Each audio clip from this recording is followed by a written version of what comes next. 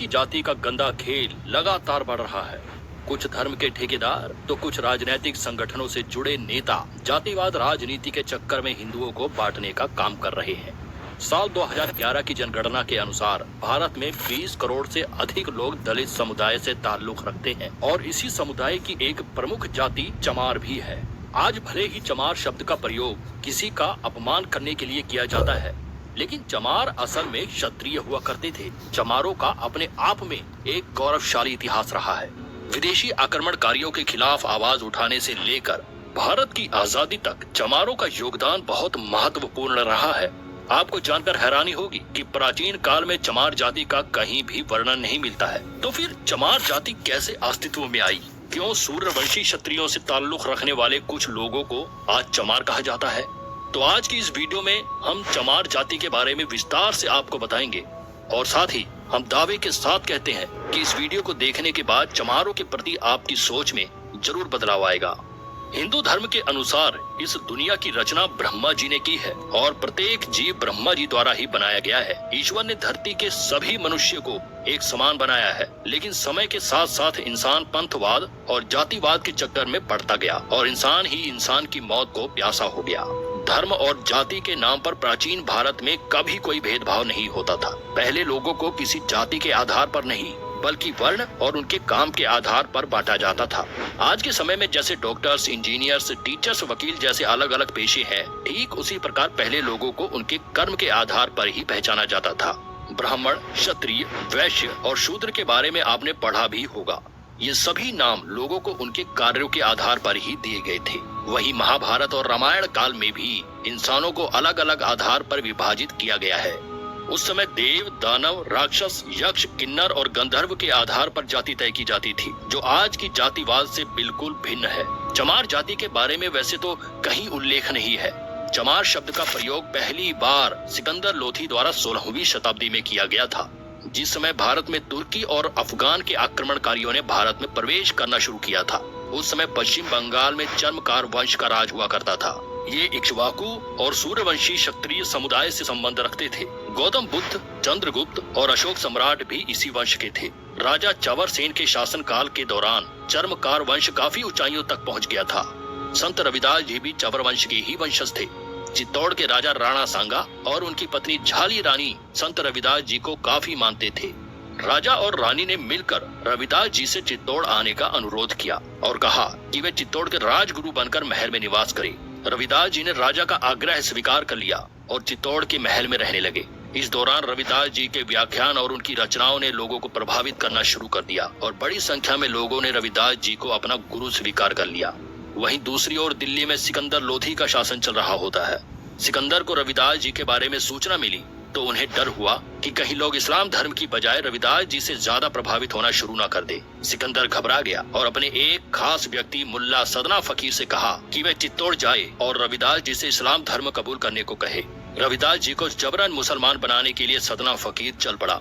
जब उसकी मुलाकात रविदास जी से हुई तो रविदास जी ने कहा कि वह शास्त्रार्थ और तर्क वितर्क कर ले। अगर सदना फकीर उन्हें पराजित कर देता है तो वह इस्लाम धर्म कबूल कर लेंगे, लेकिन साथ ही उन्होंने शर्त रखी कि अगर सदना फकीर हार जाता है तो उसे हिंदू धर्म कबूल करना होगा। सदना फकीर को अपने आप पर पूरा भरोसा होता है और दोनों के बीच वाद विवाद शुरू हो जाता है। इस शास्त्रार्थ में रविदास जी की जीत होती है और उनके तर्क वितर्क से सदना फकीर इतना प्रभावित हो जाता है कि वह अपनी मर्जी से ही हिंदू धर्म अपना लेता है और अपना नाम बदलकर रामदास रख लेता है। रामदास और रविदास जी मिलकर हिंदू धर्म का प्रचार करने में जुट जाते हैं। रविदास जी समाज के सभी लोगों को एक समान नजरों से देखते थे और बराबरी का संदेश दिया करते थे। जब सिकंदर लोधी को पता चला कि सदना फकीर ने हिंदू धर्म अपना लिया है तो वह आग बबूला हो गया और उसने रविदास जी को बंदी बनाने के आदेश दे दिए।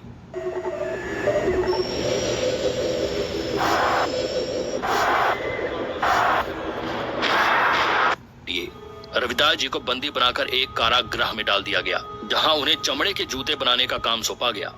सिकंदर लोधी का हिंदुओं पर अत्याचार बढ़ता जा रहा था। वह लोगों को अधिक से अधिक इस्लाम कबूल कराने पर मजबूर कर रहा था। रविदास जी को जब कारागृह में बंद किया गया तो क्षत्रिय राजाओं और चर्मकार वंश के लोगों का खून खौल उठा। कई राजाओं ने मिलकर दिल्ली को चारों तरफ से घेर लिया। सिकंदर लोधी के खिलाफ आम लोगों ने अपनी आवाज बुलंद कर दी। इस तरह लोगों के विद्रोह को देखते हुए लोधी ने संत रविदास जी को रिहा कर दिया। लेकिन सन 1520 ईस्वी में संत रविदास जी का देहांत हो गया और एक बार फिर सिकंदर लोधी का अत्याचार बढ़ गया। चर्मकार वंश के लोगों ने इस्लाम धर्म कबूल करने से साफ इनकार कर दिया। सिकंदर लोधी ने इस वंश के सैकड़ों हजारों लोगों को बंदी बनाया और उन्हें चमड़े के जूते और अन्य चीजें बनाने का काम सौंप दिया गया। विदेशी आक्रमणकारियों से पहले भारत में चमड़े के जूते या अन्य चीजों का प्रयोग नहीं किया जाता था और चमड़े को लोग अशुद्ध माना करते थे। इसके बाद सिकंदर लोधी ने चमड़े का काम करने वाले क्षत्रिय लोगों का अपमान करने के लिए उन्हें चमार कहकर संबोधित किया। चर्मकार वंश के लोगों का अपमान करने और इस्लाम कबूल न करने पर सिकंदर ने चमार कहकर इस क्षत्रिय समुदाय का बहुत अपमान किया। क्षत्रिय लोग हमेशा से ही अपने उसूलों के पक्के माने गए हैं। वे ना तो सिकंदर के आगे झुके और ना ही उन्होंने इस्लाम धर्म कबूल किया। इस तरह से अपने स्वाभिमान की रक्षा के लिए उन्होंने चमड़े का काम किया और तभी से चमड़े का काम करने वाले लोगों को चमार कहना शुरू कर दिया गया। इस जाति के लोगों की शिक्षा पर भी रोक लगा दी गई, जिससे कि उनकी आने वाली पीढ़ी को अपने गौरवशाली इतिहास के बारे में बिल्कुल भी पता न चल सके। चमड़े का काम करने के कारण ही उन्हें क्षत्रिय समुदाय से अलग कर दिया गया। सिकंदर लोधी ने ही इन्हें नीच और शूद्र जाति का दर्जा दिया। कर्नल टोड ने अपनी किताब द हिस्ट्री ऑफ राजस्थान में चर्मकार वंश और राजा चमर सेन के बारे में काफी कुछ लिखा है। चमार जाति के इतिहास के बारे में सबसे अच्छी व्याख्यान डॉक्टर विजय सोनकर शास्त्री जी की पुस्तक हिंदू चर्मकार जाति में देखने को मिलता है। आज भी चमार जाति के लोग संपूर्ण भारत में पाए जाते हैं। भारत के अलावा नेपाल और पाकिस्तान में भी इस समुदाय के लोग रहते हैं। राजस्थान के कुछ हिस्सों में चमारों का रहन सहन और बर्ताव राजपूतों जैसा नजर आता है। महिलाएं घूंघट रखती हैं, तो वहीं पुरुष स्वाभिमान के लिए मूछें और पगड़ी रखते हैं। आज किसी दलित को या इस जाति के लोगों को चमार कहा जाए तो वे काफी गुस्सा हो जाते हैं और अपमानजनक महसूस करते हैं। और वे अपनी जगह बिल्कुल ठीक भी है, क्योंकि जब वे चमार है ही नहीं तो भला किसी की गलत बातों को क्यों बर्दाश्त करे। दूसरे विश्व युद्ध के दौरान अंग्रेजों ने एक चमार रेजिमेंट का भी गठन किया था, जो एक पैदल रेजिमेंट थी। आधिकारिक तौर पर यह 1 मार्च 1943 को बनाई गई। चमार रेजिमेंट की सेना ने कोहिमा की लड़ाई में अपनी महत्वपूर्ण भूमिका निभाई थी और उसके लिए रेजिमेंट को सम्मानित भी किया गया था। 1946 में रेजिमेंट को भंग कर दिया गया था। समय समय पर लोगों द्वारा एक बार फिर से इस रेजिमेंट के गठन की मांग की जाती रही है। बाबा साहेब अम्बेडकर ने अपना पूरा जीवन दलित और पिछड़ी जाति के लोगों को समाज में बराबरी का तबका दिलाने में समर्पित कर दिया।